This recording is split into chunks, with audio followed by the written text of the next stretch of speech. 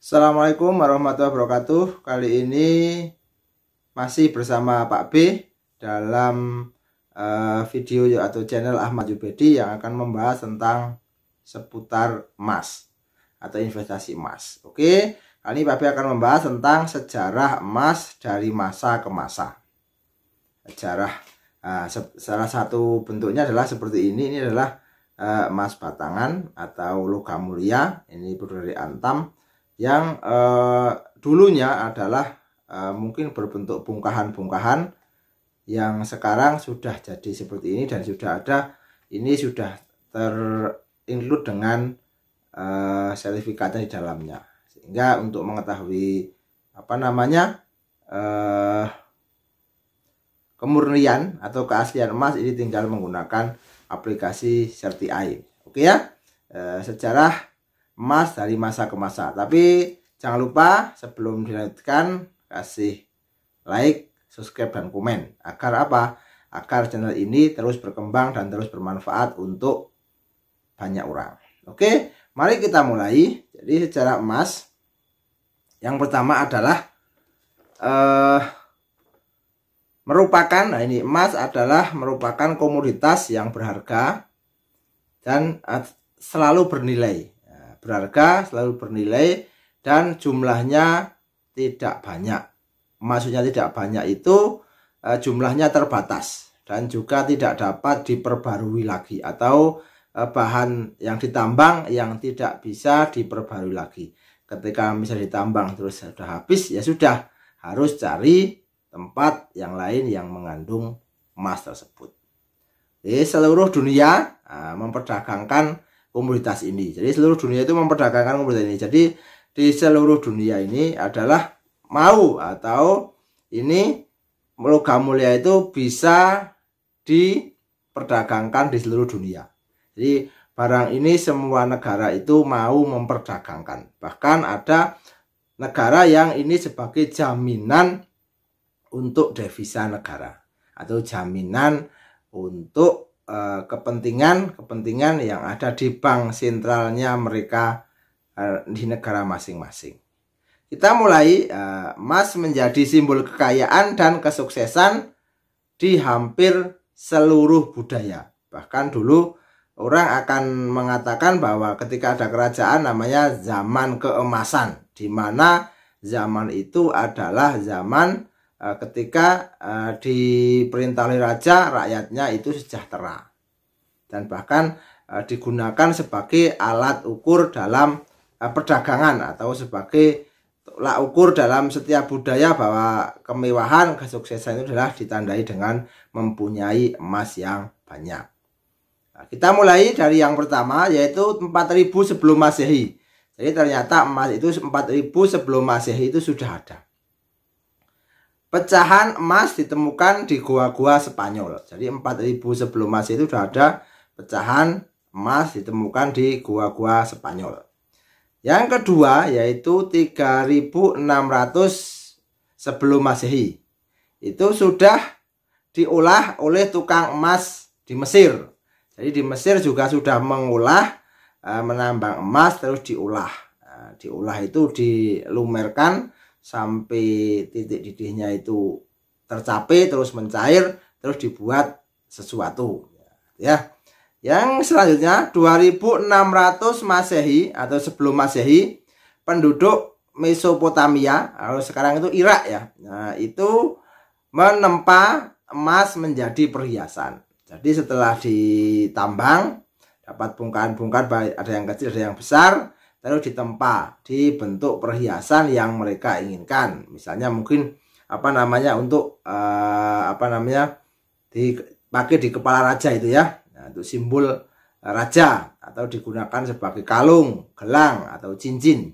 Itu sudah ada 2600 sebelum Masehi. Kalau ditambah sekarang berarti 2600 Masehi ditambah 2021 Masehi. Hitung sendiri ya. Berarti sudah sekitar 4000 berapa emas itu sudah ada. Perhiasan itu sudah ada. Oke, selanjutnya adalah 1223 sebelum Masehi. Nah, ini makam Tutankhamen atau peti mati Fir'aun itu ada balutan emasnya, sehingga selain di mumi dengan mumi itu ternyata petinya itu dilapisi dengan emas. Berarti pada waktu itu emas sudah digunakan atau sudah diolah. Selanjutnya adalah 950 sebelum Masehi. Nah, itu pertama orang-orang Yahudi pertama atau di Bait Solomon, itu ya, tembok ratapan dibangun dengan instalasi berbahan emas. Nah, ya, itu tembok ratapan itu dibangun dengan instalasi berbahan emas. Selanjutnya adalah 700 sebelum Masehi. Ada koin emas untuk mengganti barter. Sebelumnya kan adalah barter ya. Barter itu tukar barang dengan barang. Jadi barangnya A mau pingin dengan barang B, nanti kesepakatannya sesuai ditukar. Barang dengan barang namanya barter.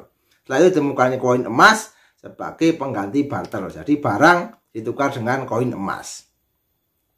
Terus 564 sebelum Masehi itu ada Raja Croesus itu meningkatkan pemurnian emas, membangun mata uang emas pertama kali. Jadi meningkatkan kemurnian, membuat mata uang pertama kali mungkin berbentuk koin itu ya, digunakan sebagai alat tukar.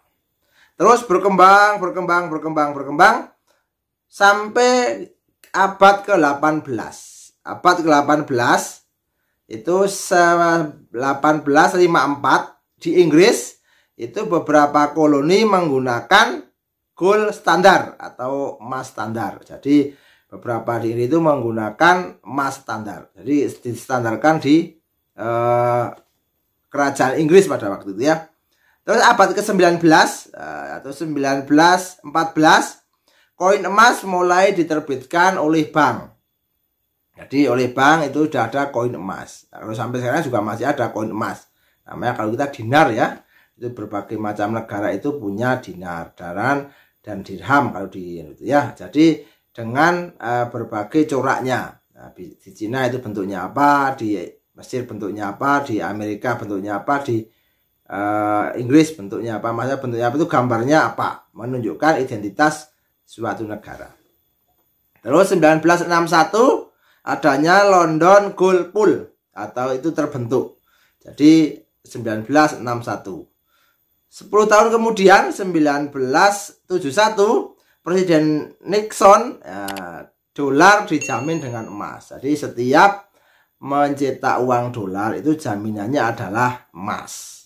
Terus emas tetap emas sampai kapanpun. Jadi beberapa negara tetap mempertahankan bahwa emas itu sebagai jaminan untuk sebuah mata uang. Nah, ya, seperti itu. Sehingga apapun yang akan terjadi, kemajuan seperti apapun, emas akan tetap emas akan tetap berguna. Oke, sekian dari saya. Semoga ini bermanfaat, menambah ilmu dan juga menambah pemahaman tentang emas. Sehingga kalau Pak B mengajak untuk investasi emas, itu adalah ada dasarnya, karena setiap budaya itu selalu menggunakan emas sebagai standar kejayaannya, bahkan sampai sekarang. Walaupun sekarang itu emas ada juga yang berbentuk fisik. Berbentuk fisik itu seperti ini berbentuk fisik, yaitu fisik emas batangan ya, itu fisik ya, namanya ini fisik. Dulu kan memahami emas batangan itu kan besar-besar gitu ya, seperti bajak laut. Ternyata fisik itu emas batangan bisa mulai dari 0,1, 0,2, terus 0,5, 1 gram, 5 gram, 10 gram, 25 gram, 50 gram, 100 gram, bahkan sampai 1000 gram atau 1 kilo. Tuh, seperti itu orang cerdas investasi emas. Sedikit-sedikit beli emas sedikit-sedikit, beli, simpan, lupakan. Jangan lupa kasih support, like, subscribe, dan komen. Assalamualaikum warahmatullahi wabarakatuh.